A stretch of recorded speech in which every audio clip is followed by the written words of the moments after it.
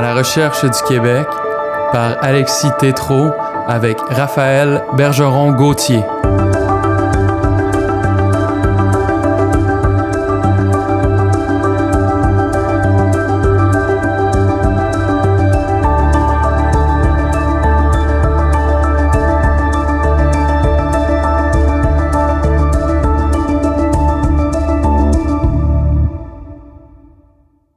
Chers auditeurs, bienvenue à ce nouvel épisode de À la recherche du Québec. Le régime seigneurial n'occupe pas une place de choix dans notre mémoire collective. Pourtant, il va de pair avec notre enracinement en Amérique. Idem pour la figure du seigneur dont nous avons souvent une vision caricaturale. Pour remettre un peu d'ordre dans notre connaissance du régime seigneurial, des seigneurs et de leur rôle, j'ai le plaisir de recevoir Raphaël Bergeron-Gauthier, qui vient tout juste de déposer un excellent mémoire de maîtrise sur un éminent seigneur, Joseph Drapeau, reconnu comme étant le premier millionnaire au temps où les Québécois s'appelaient encore des Canadiens. Alors, Raphaël Bergeron-Gauthier, bonjour. Bonjour, M. Tétrault. Merci de me recevoir aujourd'hui. Et merci à vous de m'accorder cette entrevue. Alors, première question toute simple, je vous demanderais, comme j'ai l'habitude de le faire, de vous présenter à mes auditeurs, peut-être de nous parler de votre parcours, de votre intérêt pour l'histoire dans votre cas, mais pour les sciences sociales en général. Alors, qui êtes-vous? Bon, donc, qui je suis?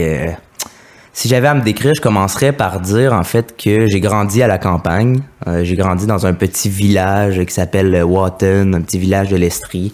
J'ai fait mon école primaire là-bas. Ensuite, j'ai fait mon école secondaire à Asbestos, qui aujourd'hui est reconnu comme étant Val-des-Sources, mais que pour les personnes qui s'intéressent à l'histoire, connaissent la ville d'Asbestos pour notamment les grèves de l'amiante en 1949. Alors, je viens vraiment d'un milieu rural, puis je pense que ça a été fort dans mon identité parce que j'ai eu un rapport au territoire québécois très prononcé. Avec mes amis, ma famille, on était souvent en nature, puis j'ai appris à apprécier le territoire québécois. À ce moment-là, je crois que je réalisais pas que ça allait contribuer à mon intérêt pour l'histoire du Québec. Maintenant, je le réalise.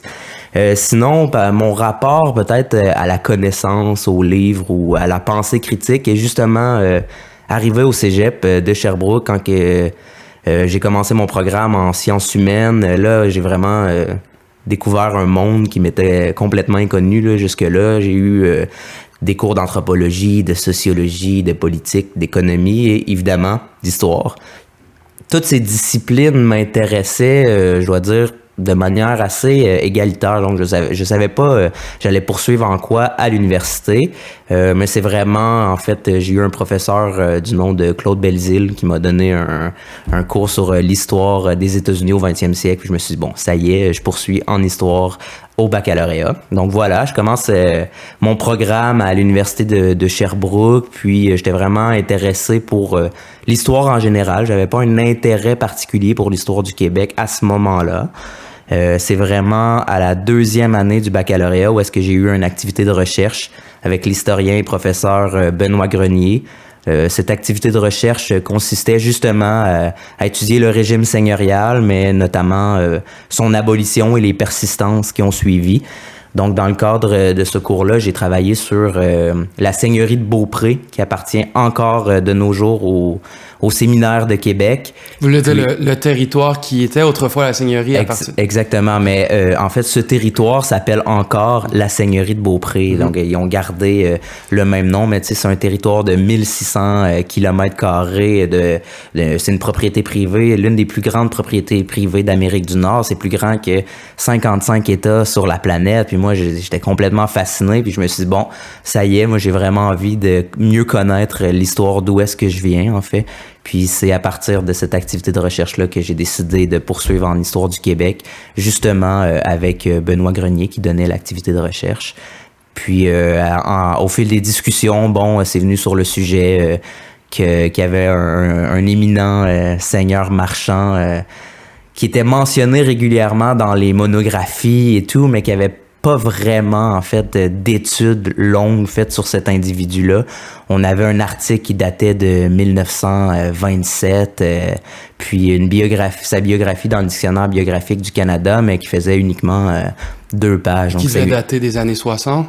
Début des années 80, donc 83, ouais. Si je me souviens bien, mais c'est vraiment plus le récit chronologique, en fait, des événements marquants de sa vie. Puis il y a d'ailleurs plusieurs erreurs qui se sont glissées. Donc c'est ça. Donc j'ai travaillé sur ce seigneur-là à la maîtrise. J'ai déposé mon mémoire tout récemment, à l'automne 2021. Puis je suis présentement au doctorat en co-tutelle à l'Université de Sherbrooke et l'Université Lorraine en France. Donc puis je poursuis justement sur le Québec pré-industriel des 18e et 19e siècles. Excellent. Alors, parlons-en de votre mémoire de maîtrise. Très rapidement, là, évidemment, on va rentrer dans les détails de sa vie, là, mais si vous aviez à nous présenter sommairement le seigneur Joseph Drapeau, comment le feriez-vous? De manière sommaire, bon, évidemment, c'est quelqu'un qui provient de la paysannerie canadienne. C'est un individu qui a connu une ascension socio-économique remarquable sous le régime anglais. En fait, il vient de la région de Pointe-Lévis, qui est juste au sud de la ville de Québec. À l'âge de 18 ans, il s'en va à Québec, il devient marchand, il devient commis chez un marchand de provisions, ensuite marchand à son compte, il est en mesure d'accumuler un capital considérable. Il se marie avec la fille d'un seigneur, donc il connaît une ascension sur le plan symbolique, en devenant le gendre d'un seigneur. Et 7 ans après ce mariage, il devient seigneur lui-même. Donc au cours de sa vie, il va faire l'acquisition de 20 seigneuries ou portions de seigneuries. Donc, il va vraiment se constituer un ensemble seigneurial considérable. Puis, à la fin de son parcours, il est politicien pour le Parti canadien. Donc, il y a vraiment... c'est un exemple typique d'un individu, d'un Canadien français qui connaît une ascension socio-économique sous le régime anglais, là. Vous parlez du régime anglais. Pouvez-vous juste nous situer rapidement, entre quelle année et quelle année va-t-il sévir ou disons... Oui, ben en fait, lui, il est né en 1752, donc sous le régime français, ce qu'on appelle la Nouvelle-France. Mais en 1760, il y a un événement marquant dans l'histoire du Canada qu'on appelle la Conquête.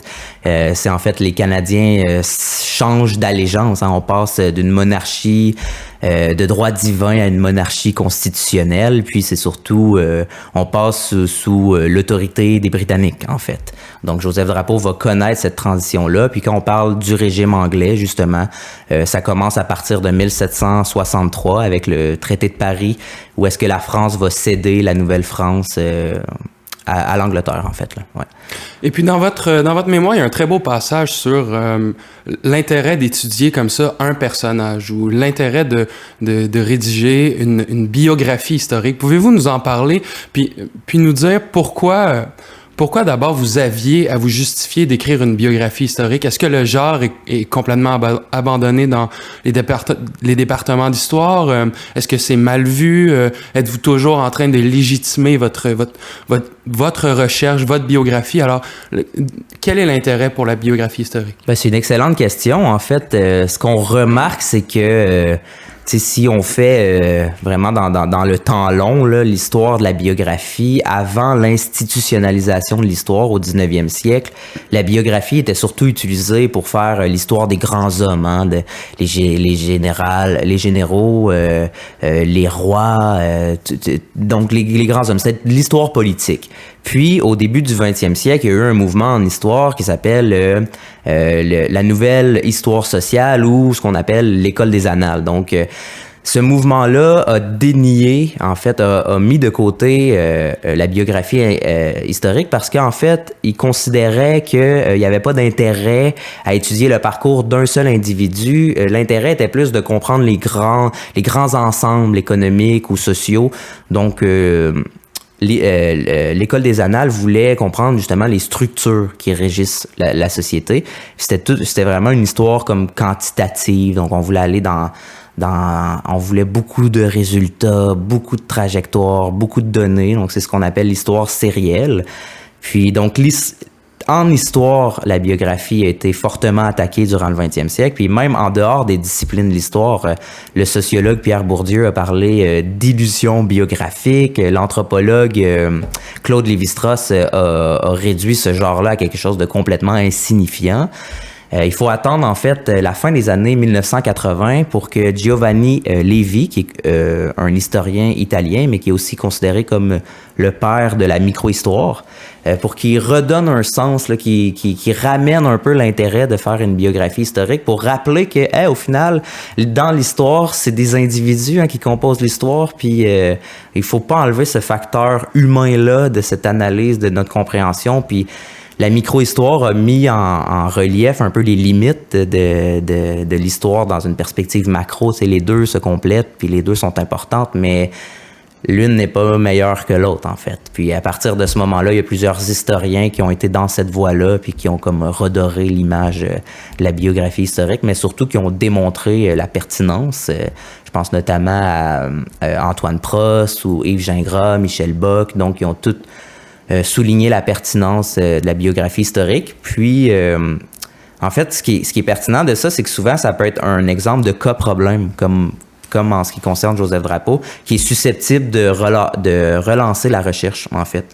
Puis, la biographie historique, c'est surtout, en fait, le but, c'est pas de faire une biographie classique dans le sens où, comme j'ai mentionné tantôt, on énumère les éléments marquants de la vie d'un individu, mais non, on se sert de cette trajectoire-là pour comprendre la société dans laquelle cette trajectoire-là s'est inscrite.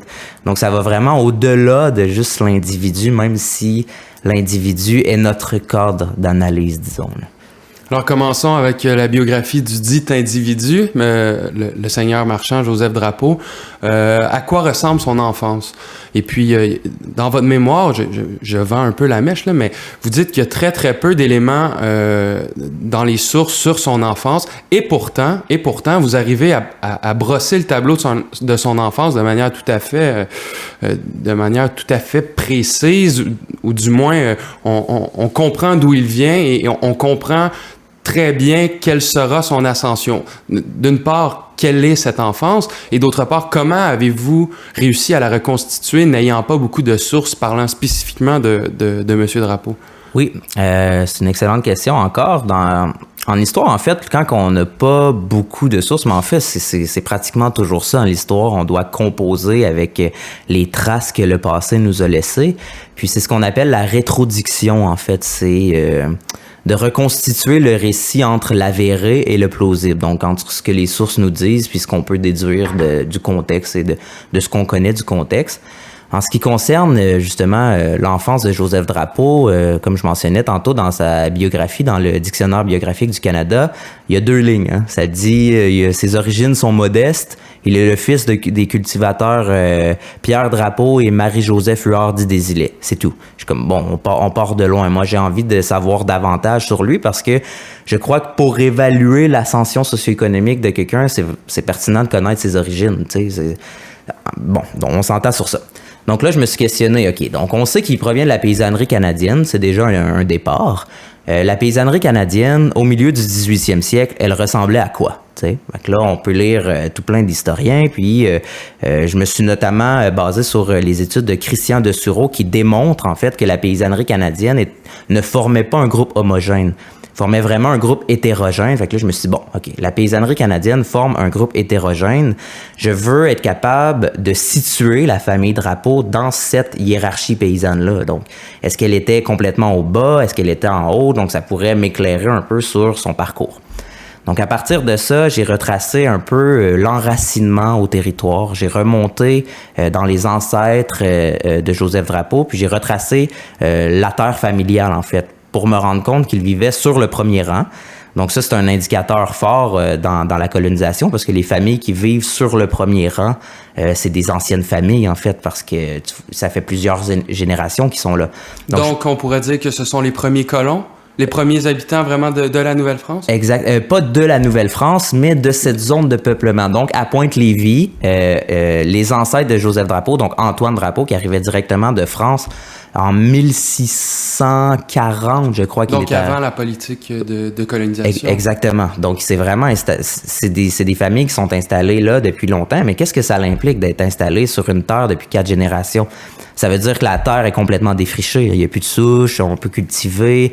Il y a des chances qu'on ait une maison en pierre, une grange, beaucoup d'animaux.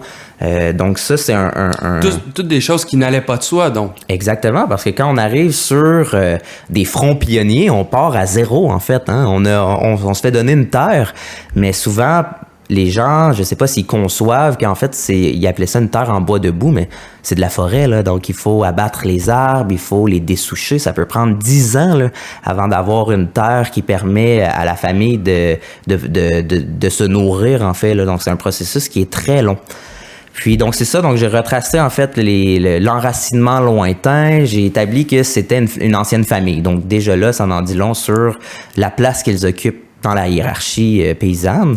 Ensuite, j'ai reconstitué un peu le portrait de sa famille, donc ses frères et sœurs. Je me suis rendu compte qu'il y avait 2 unions. Donc quand sa mère est décédée, son père a remarié une Acadienne.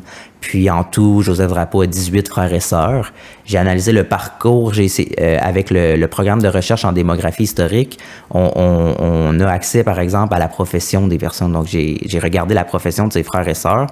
Puis je me suis rendu compte qu'en fait, mis à part un de ses frères, qui était également marchand, ils ont tous reproduit le modèle familial. Donc ils sont tous devenus cultivateurs. Ils ont tous reproduit. Donc ça en dit long quand même un peu sur la modestie de ses origines. Tu sais, la majorité de sa famille a reproduit ce modèle-là. Mais sinon, je pense que l'élément le plus significatif, c'est avec l'indice, le calcul de l'indice du niveau de vie. Donc, c'est pour établir la situation socio-économique. Puis ça se fait à partir d'une seule source que j'ai été en mesure de retrouver, qui s'appelle un inventaire de biens après décès.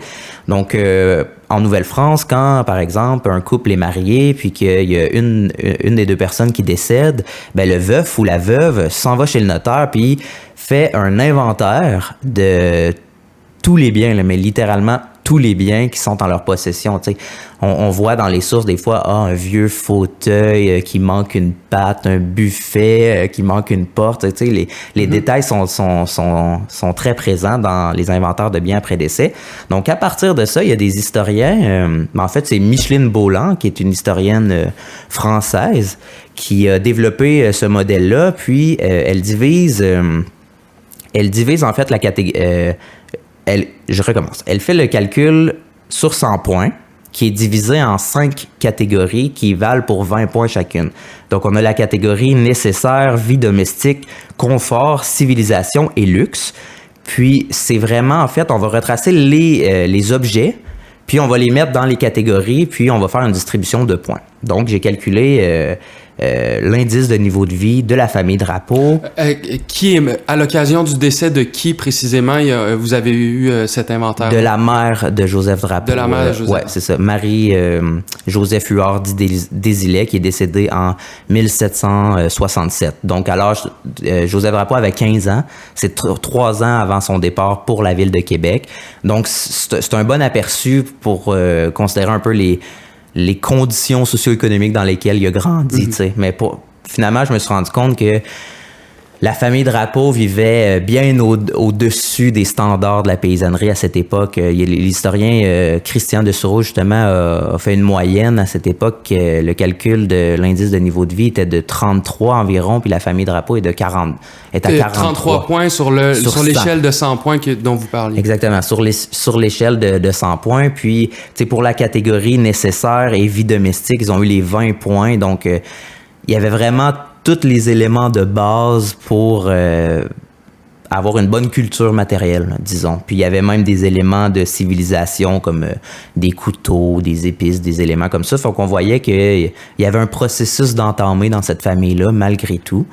Puis c'est ça, donc ça m'a vraiment permis de nuancer les origines modestes qui étaient mentionnées justement dans le dictionnaire biographique du Canada. Donc, une famille bien établie Oui. qui reproduit en large partie ce mode de vie-là. Là. Vous dites que ses frères et sœurs sont devenus presque tous paysans. Alors, qu'est-ce qui fait en sorte que Joseph Drapeau, lui, ne deviendra pas paysan? Et pourquoi quitte-t-il Pointe-de-Lévis pour la ville de Québec? C'est une excellente question. J'ai émis quelques hypothèses, mais j'ai pas de réponse concrète. En fait, son frère aîné, comme j'ai mentionné tantôt, André, qui s'appelle, était marchand, en fait. Donc, je me dis peut-être que le parcours de son frère a pu l'influencer à lui-même vouloir être marchand. Mais sinon, un élément assez clair, c'est qu'au moment où Joseph Drapeau devient adulte, son père est encore en vie, puis il est pas prêt à léguer sa terre, donc il ne peut pas reprendre la terre familiale. Puis il y a énormément de frères et sœurs, donc les possibilités de s'établir dans la région de Pointe-Lévis sont limitées là, pour lui, disons. Donc, il aurait fallu qu'il aille sur d'autres fronts pionniers, par exemple dans le Bas-Saint-Laurent, que ça commençait vraiment à se développer. Peut-être qu'il n'y avait pas cette envie-là. Sinon, un goût pour l'aventure, peut-être, ou c'est une excellente question. C'est difficile à établir. Alors, il quitte pour Québec. Oui. Vous le Oui, savez. Pardon. Vers quelle année et où s'installe-t-il à Québec? En fait, il arrive à Québec au début des années 1770. Puis il va s'installer dans la Basse-Ville, près de la place du marché, en fait. Justement, il va être, comme je mentionnais tantôt, commis chez un marchand de provisions. Puis éventuellement, il va acheter un magasin général, puis il va devenir marchand à son compte. C'est comme ça que son histoire, dans une perspective un peu capitaliste, là, disons, ou le capital marchand, c'est comme ça que son histoire débute. Et puis, comment se poursuit-elle? Quel est, le premier indice qui vous fait dire que voici un fils de paysan qui est en pleine ascension sociale, en pleine ascension socio-économique? Y a-t-il un moment particulier, l'achat d'une entreprise en particulier, une année, un événement, que sais-je? Ben, je dirais, en fait, les balbutiements de ces activités marchandes dans les années 1770, c'est très discret. Hein? Il achète un magasin général. J'ai retrouvé dans la Gazette de Québec de 1779 une liste. En fait, le gouvernement annonce on donne des permis pour vendre des spiritueux, donc des boissons alcoolisées. Et puis je regarde dans la liste, je vois Joseph Drapeau.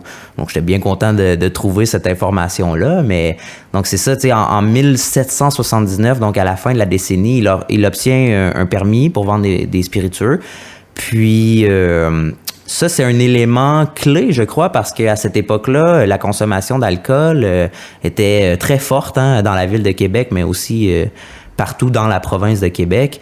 Puis donc, j'ai l'impression que Joseph Drapeau était bien au fait de cette réalité, puis qu'il allait ce permis allait attirer de la clientèle dans son magasin général parce qu'il pouvait vendre en fait des boissons alcoolisées. Puis c'était le deuxième produit de consommation le plus en demande en fait dans la colonie après le textile. Puis Joseph Drapeau vendait également du textile. Donc vraiment à la fin de la décennie, ces activités commencent à se diversifier, mais sans la décennie 70. Ouais, la décennie 1770, pardon. Puis commence à se diversifier, mais je dirais que le moment où est-ce qu'on peut dire que son ascension est très concrète, c'est dans la décennie suivante, en 1780. Alors là, il diversifie vraiment ses activités économiques, puis ça devient très, très concret la décennie d'après. Là. Avant d'arriver à cette décennie 1780 où ces affaires vont de mieux en mieux, j'aimerais vous poser une question sur ce que vous avez appelé la culture de la taverne. Oui. C'est-à-dire justement avec ce principe selon lequel vendre de l'alcool, c'est payant. Vous dites que c'est surtout avec l'arrivée des Anglais en Amérique, pas en Amérique, puisqu'ils y étaient déjà, mais je veux dire, la prise de possession du Canada et de la Nouvelle-France par les Anglais amène la culture de la taverne. Alors, ma question serait en deux temps. Comment la présence des Anglais influe sur l'ascension de Joseph Drapeau ou de tout Canadien français de l'époque? Et puis, quelle est la spécificité de cette culture de la taverne-là? Pour répondre à la première question, alors là, c'est sûr que ça l'influence très fortement. Hein. Justement, l'historien Fernand Ouellette a établi que dans les décennies qui suivent la conquête, les marchands britanniques vont contrôler jusqu'à 75% du commerce de la colonie. Puis ça, c'est majeur. Hein. Tu sais, tantôt, je parlais de justement le permis pour la vente de spiritueux. Puis dans cette liste-là, il y a 66 noms, ou en tout cas proche de 70 noms. Puis il y a moins d'une vingtaine de francophones. Le reste, c'est tous des anglophones, mais on dit c'est majeur parce que les anglophones représentent 65-70% des détenteurs de ce permis-là, alors qu'ils sont moins de 6% de la population à cette époque-là.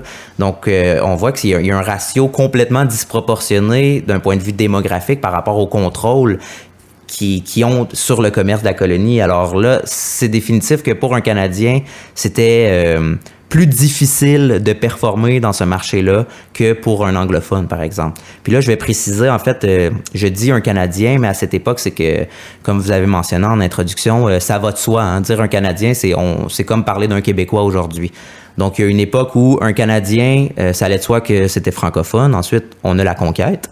Donc, avec la conquête arrivent des migrants britanniques et aussi les loyalistes avec la Révolution américaine, exactement. Puis, à partir du moment où des anglophones qui sont installés au Canada commencent à avoir des enfants, donc des natifs du Canada, on commence à faire la distinction entre Canadien anglais, Canadien français. Puis, bon, le terme québécois va arriver beaucoup plus tard, là, notamment au moment de la Révolution tranquille. Donc, c'est ça. Donc, je parle de Canadiens. Puis, c'était plus difficile pour les Canadiens de performer dans ce marché-là. Quant à la culture de la taverne, c'est vraiment un phénomène qui a été exporté de l'Angleterre. Hein. C'est l'historien Mathieu Perron qui a travaillé sur cette thématique. Puis, c'est en fait les Anglais, que ce soit dans les milieux populaires ou élitaires, aimaient vraiment, en fait, je crois, se retrouver autour d'une consommation dans un endroit qu'ils appelaient la taverne. Donc, ils ont vraiment démocratisé l'accès aux tavernes, ce qui était plus contrôlé au temps de la Nouvelle-France. Donc, il s'est développé une culture de la taverne dans la ville de Québec, mais aussi partout dans la colonie, là. Alors,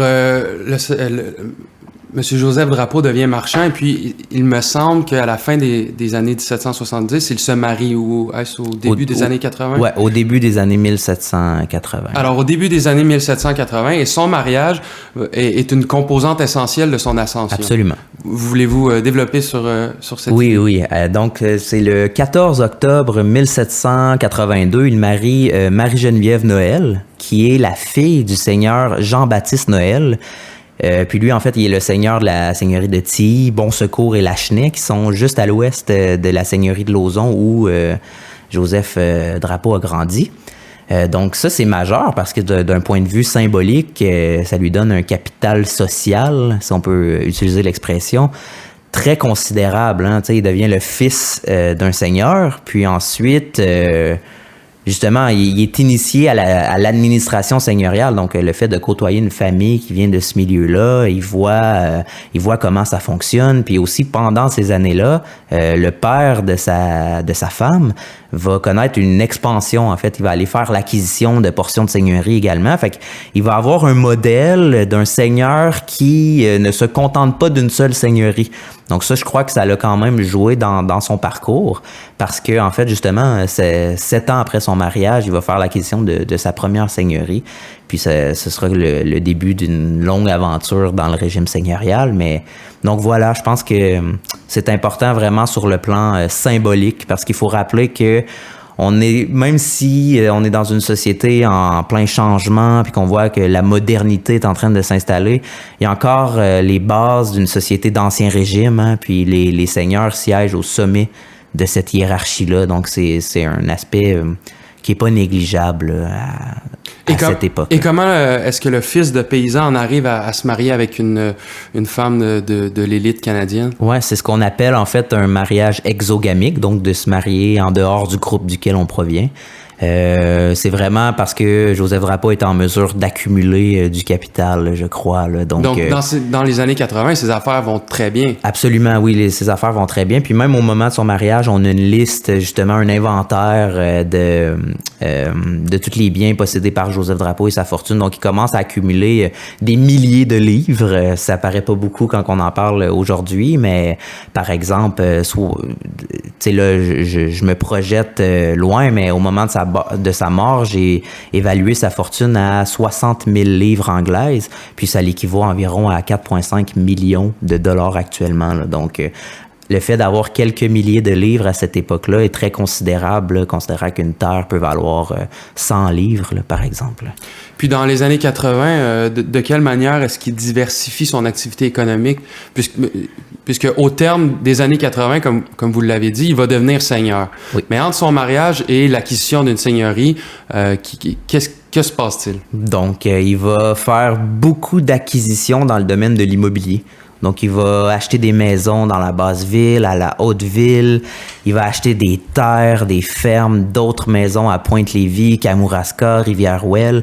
Donc, on voit qu'il fait beaucoup d'acquisitions. Puis, ces maisons-là ou ces fermes-là, il les loue. Il les loue à, par exemple, une ferme à Kamouraska. Il va la louer avec un bail à ferme.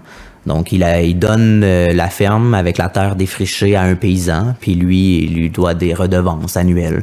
Puis avec, par exemple, en récoltant le blé, ben Joseph, il peut les revendre le blé sur le marché parce que à cette époque-là, le blé a une grande valeur sur le marché. Donc, c'est ça. Dans l'immobilier, sinon, il va faire des alliances commerciales avec des marchands de la Haute-Ville pour étendre son réseau de distribution, mais également avec des maisons de commerce britanniques. Je pense notamment à la maison de John Blackwood, si je me trompe pas, là.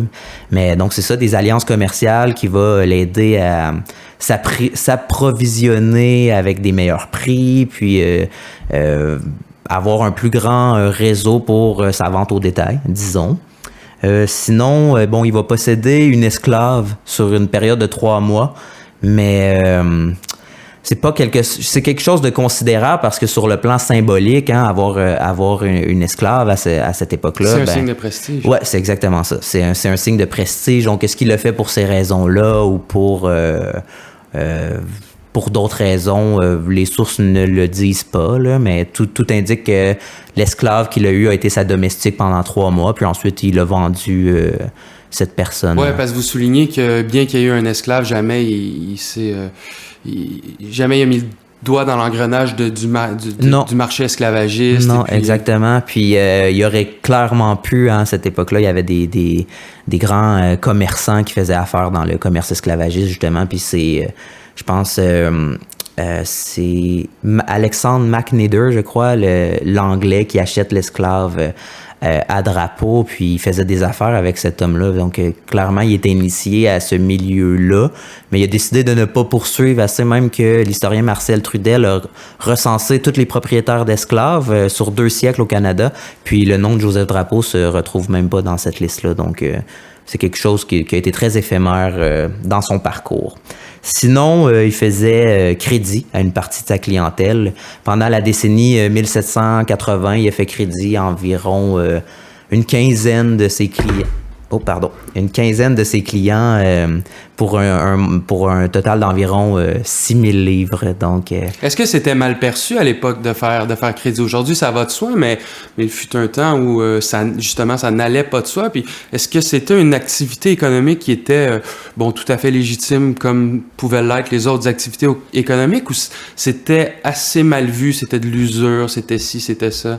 Non, le crédit à cette époque-là, c'était pas mal vu, c'était même une pratique assez courante en fait, parce que il y avait peu de numéraires en circulation, donc pour favoriser ses affaires, le marchand il devait faire crédit, puis il y avait aussi lui-même des crédits chez des individus qui lui fournissaient de la marchandise. En fait, ça jouait un rôle très important. Puis à partir du moment où est-ce qu'il y a des échanges marchand, puis qu'il y a une économie de marché qui commence à se mettre en place, ben le crédit, c'est une pratique assez fréquente, puis c'est même un investissement très stable et intéressant pour les marchands, en fait.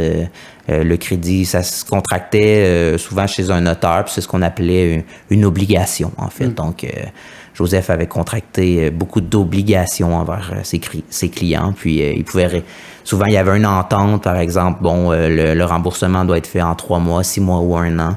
Puis quand les clients ne respectaient pas l'entente écrite dans l'acte notarié, Joseph Drapeau ne se gênait pas pour aller saisir tout ce qu'il pouvait saisir. En fait, il voulait récolter tous les dollars qui lui étaient dus. On va y venir, mais c'est un bon requin. Oui, hein? oui, vraiment.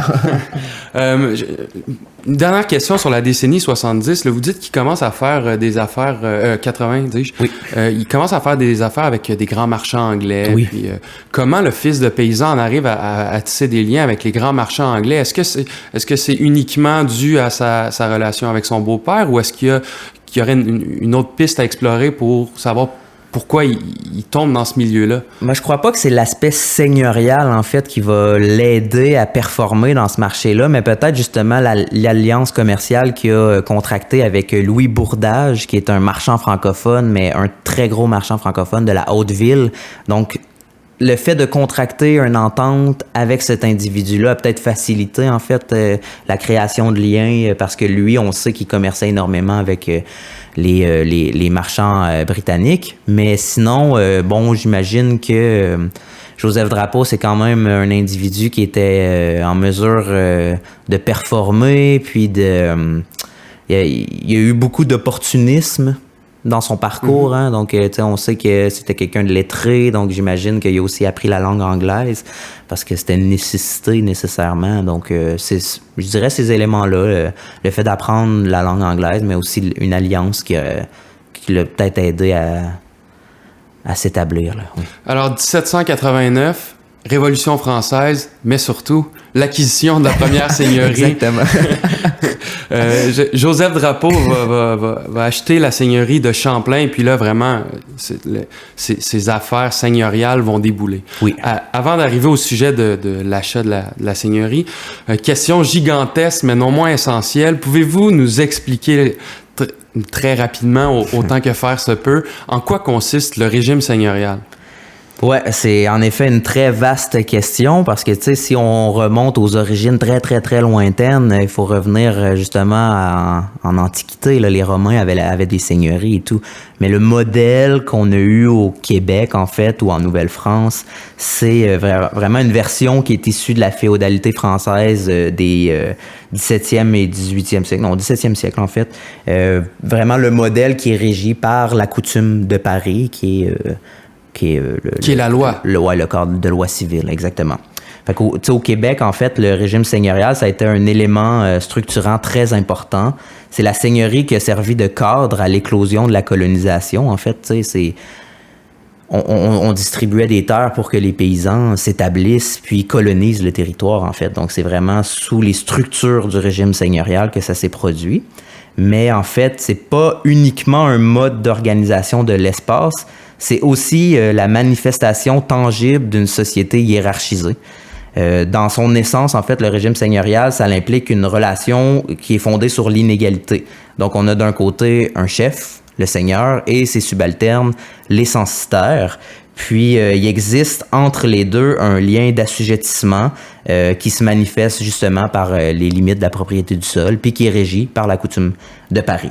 Fait que, oui, vous parlez de limite de la propriété du sol, c'est que on ne vend et on n'achète pas une terre sur le régime seigneurial comme on peut le faire aujourd'hui, c'est-à-dire sous un contrat simple, une entente de 1 à 1. Il y avait toute une manière de donner et de transmettre les terres au régime seigneurial. Pouvez-vous peut-être élaborer sur... Ouais, c'est ça. Mais en fait, pour les paysans, leur terre n'est jamais possédée entièrement, en fait. Hein. Justement, ils tiennent la terre d'un seigneur, puis ils ont des redevances envers lui. Et le seigneur du roi. Oui, le seigneur, exactement, tient sa seigneurie du roi. Donc, c'est vraiment un rapport... tu sais, en féodalité en Europe, on va parler de liens le vassau et le suzerain. Là. En Nouvelle-France, c'est peu moins ça, quoique c'est les mêmes bases là, qui sont là, mais c'est ça. Donc, il y a vraiment un lien. Donc, on tient la terre. C'est pour ça l'habitant, quand il reçoit une censive, on va l'appeler le censitaire, mais on voit aussi dans les sources un tenancier, d'où le mot tenure pour la terre, donc il tient la terre. Jamais la terre ne lui appartient totalement. Non, exactement. Par exemple, s'il vend sa terre, il doit donner le 12e du prix de vente au seigneur. Puis c'est d'ailleurs pour ça que c'est important dans le parcours de Joseph Drapeau, parce que être seigneur, ça implique de nombreux privilèges, en fait. Je peux en énumérer quelques-uns, là, mais par exemple, on a le cens, qui est un impôt symbolique payé par le censitaire à chaque 11 novembre de chaque année. On a les rentes seigneuriales aussi, qui sont des droits onéreux du seigneur. On a les lots et ventes, qui justement correspondent à ce que je viens de mentionner, qui sont un droit de mutation. Donc, si par exemple, tu vends ta terre, tu dois donner le 12e du prix de vente au seigneur. Puis, le seigneur a également un autre droit qui s'appelle le droit de retrait. Fait que ça, il peut récupérer la terre d'un censitaire s'il juge que le censitaire a voulu le frotter en mentant sur le prix de vente, par exemple. Ça s'est vu des censitaires qui disent « Ah ben moi, j'ai vendu ma terre 100 livres, donc je vais juste te donner 10 livres. » Mais au final, en dessous de la table, si on peut dire ça, il va recevoir l'argent de l'autre personne. Donc, si le seigneur se rend compte de ça, il peut reprendre la terre et l'habitant vient de perdre littéralement cette terre. Puis il y a aussi le droit de banalité, qui est, dans le cas de Joseph Drapeau, son privilège le plus considérable. Le droit de banalité, en fait, c'est les habitants de la seigneurie sont obligés d'aller moudre leurs grains au moulin du seigneur, puis ils doivent donner le 1/14e de leur production agraire au seigneur. Donc, Joseph Drapeau, qui a fait l'acquisition d'énormément de seigneuries, il récupère le 1/14e de toute la production agraire sur toutes ces seigneuries-là, qu'il peut revendre ensuite à profit sur les marchés.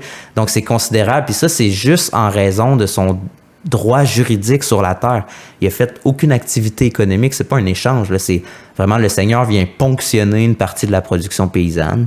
Puis c'est un privilège qui est absolument considérable. Puis aussi, d'un point de vue symbolique, un banc à l'église, en fait, parce qu'à cette époque-là, la religion est très, très, très importante.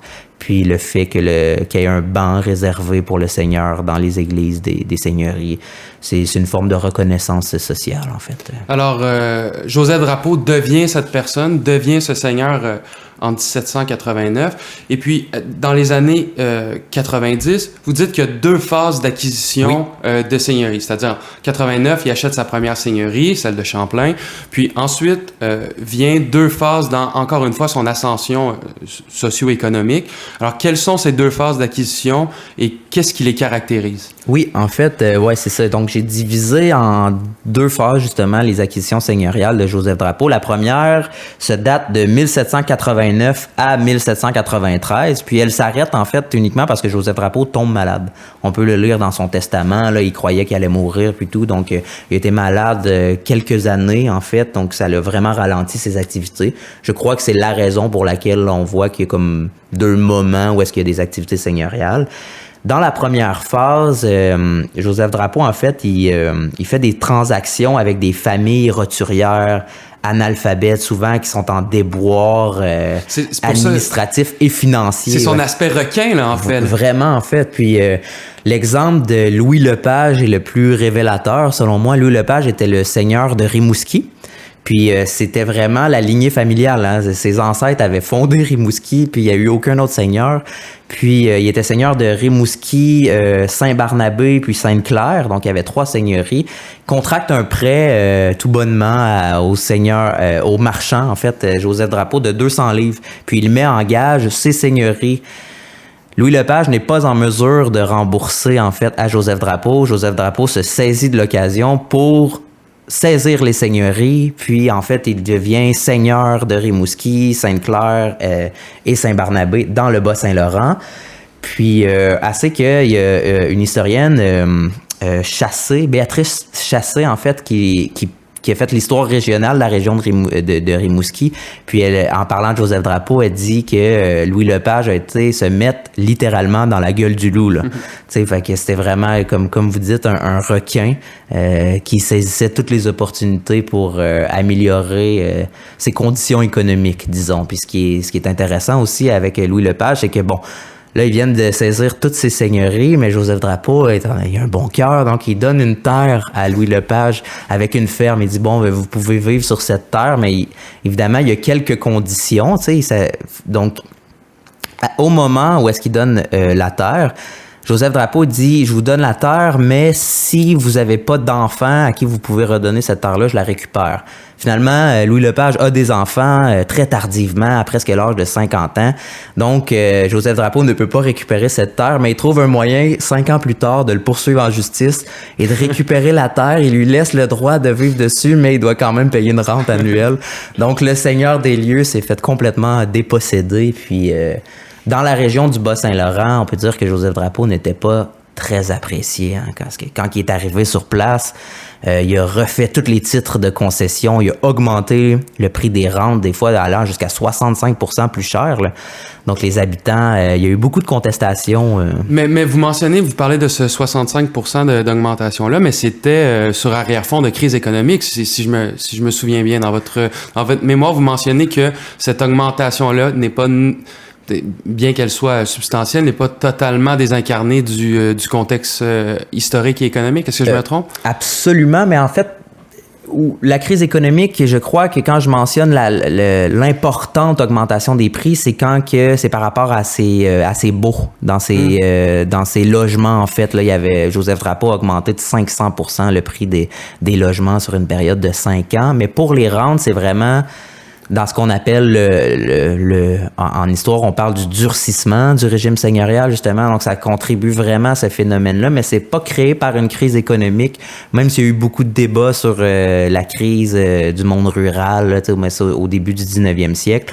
À ce moment-là, il fait l'acquisition en 1791, donc il y a pas de crise économique dans le monde.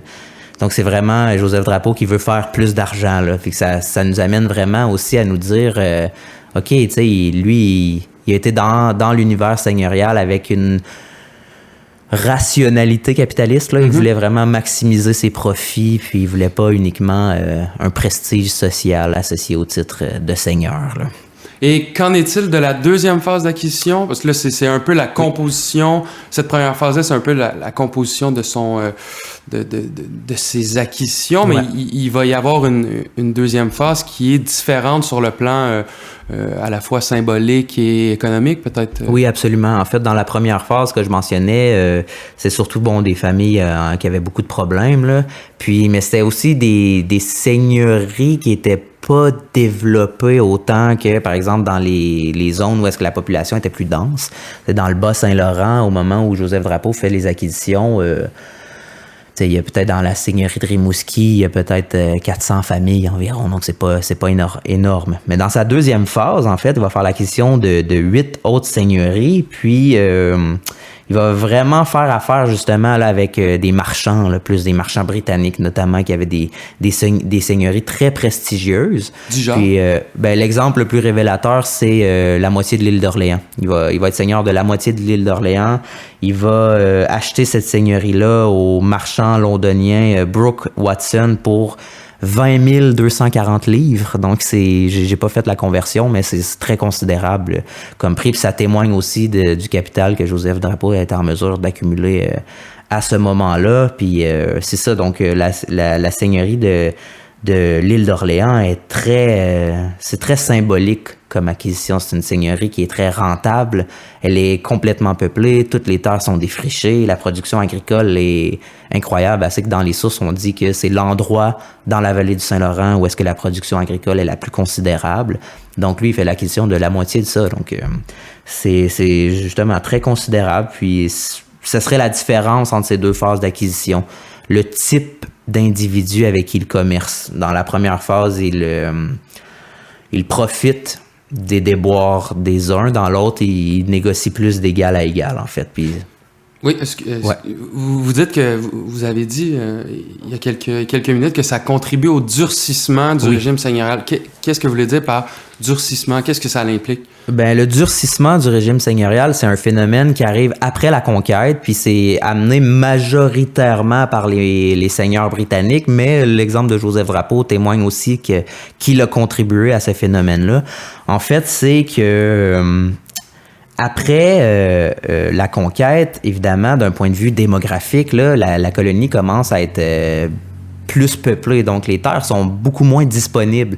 Ce qui donne un poids aux seigneurs parce qu'ils peuvent décider d'augmenter la rente étant donné que dans leur seigneurie, il y a presque plus de terres de disponibles. Donc, les censitaires qui veulent une terre doivent payer plus cher. Donc, les seigneurs vont augmenter la valeur des rentes annuelles. Ils vont augmenter les charges inscrites dans les contrats de concession.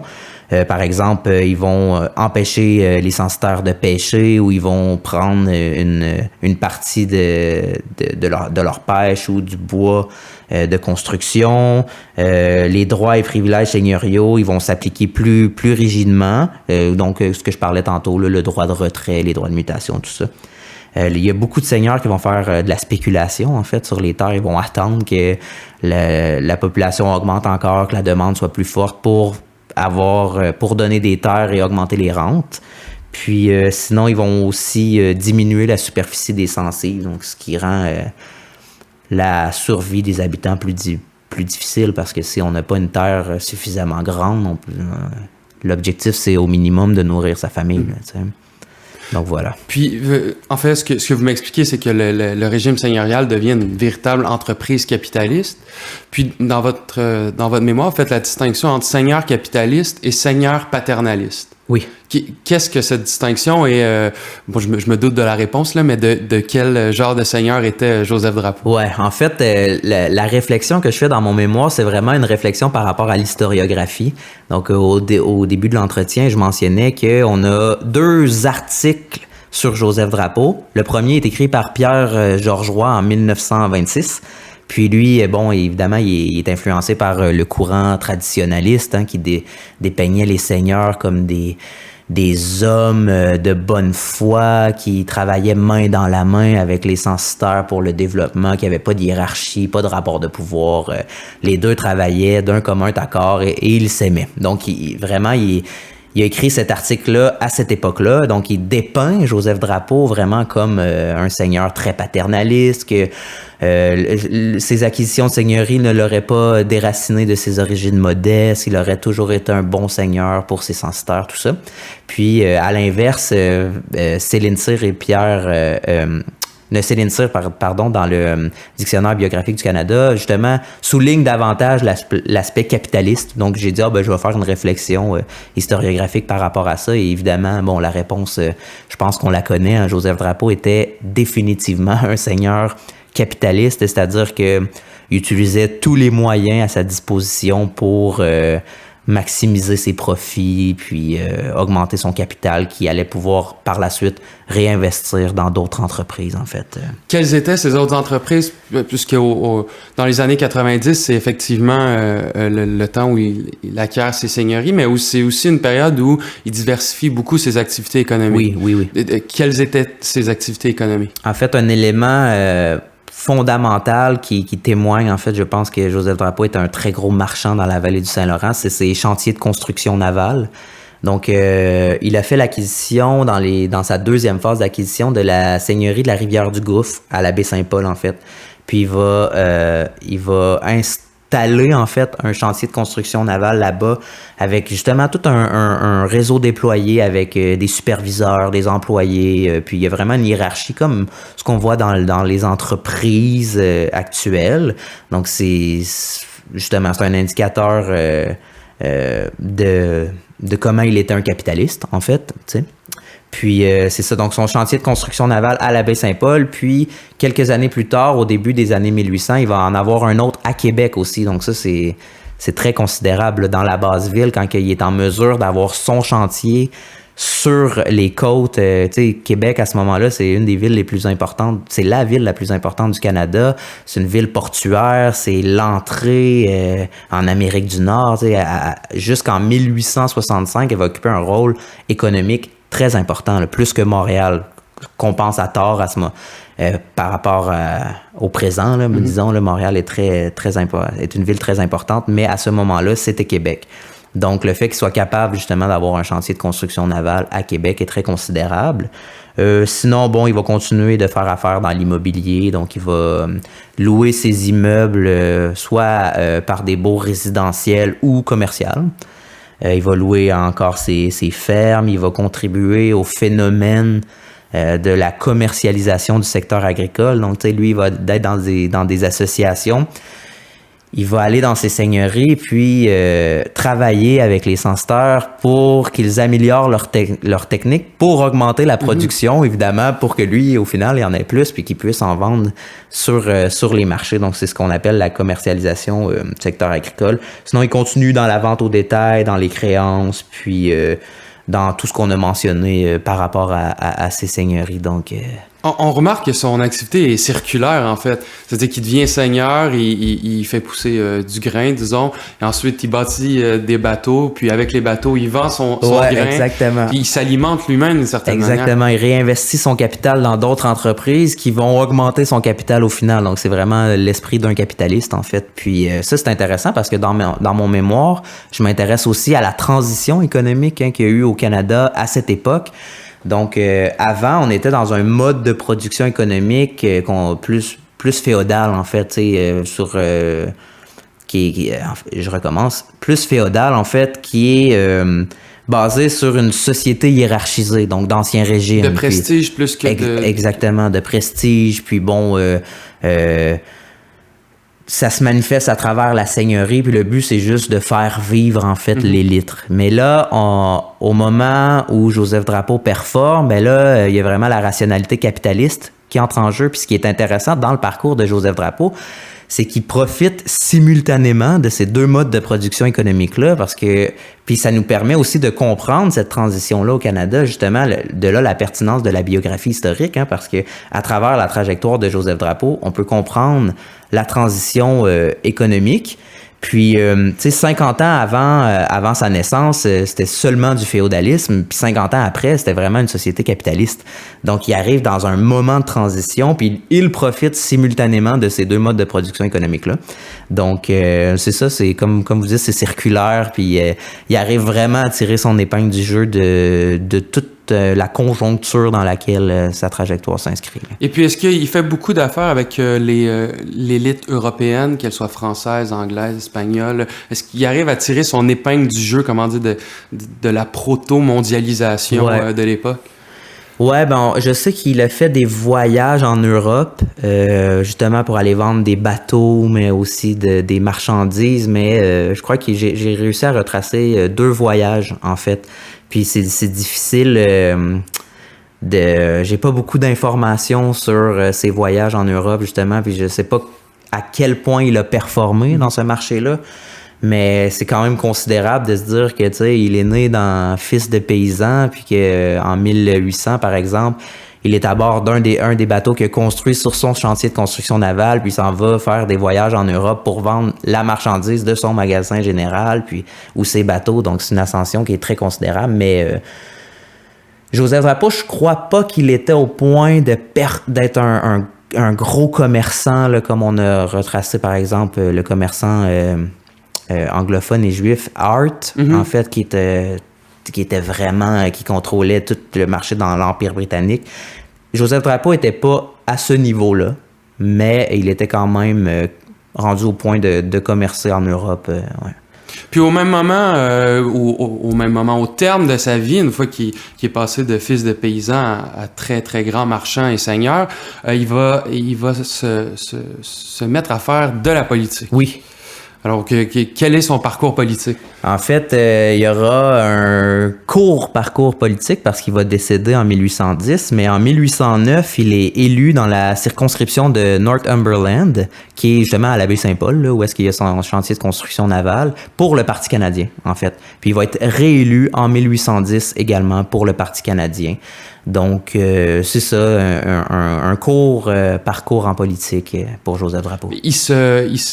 il se joint au Parti canadien, mais en même temps, vous dites que on peut pas vraiment lui accoler l'épithète disons, nationaliste, parce qu'en même temps, il donne des gages, comment dire, au pouvoir britannique. Comment cette espèce de binarité, bipolarité-là se manifeste chez lui? Ben, en fait, c'est une question très, très, très intéressante. Puis je pense que pour comprendre ce phénomène-là, il faut se mettre justement dans le contexte de l'époque. Qu'est-ce que ça l'impliquait être nationaliste à cette époque-là? Puis on sait, par exemple, qu'au moment de la conquête, en 1760, il n'y avait pas de sentiment national canadien-français. C'est vraiment un sentiment qui est arrivé avec le contact avec les Britanniques. Donc la conquête est un élément définitivement crucial dans ce qu'on pourrait dire cet aspect identitaire-là, parce que, bon, là, les Canadiens commencent à avoir un rapport à l'autre.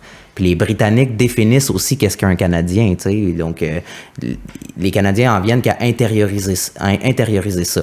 Puis, par exemple, dans les années 1770 jusqu'à 1790, il y a eu des mouvements nationalistes, mais qui étaient surtout portés par des hommes de lettres, en fait. Puis ça tournait beaucoup autour du désir d'avoir une république.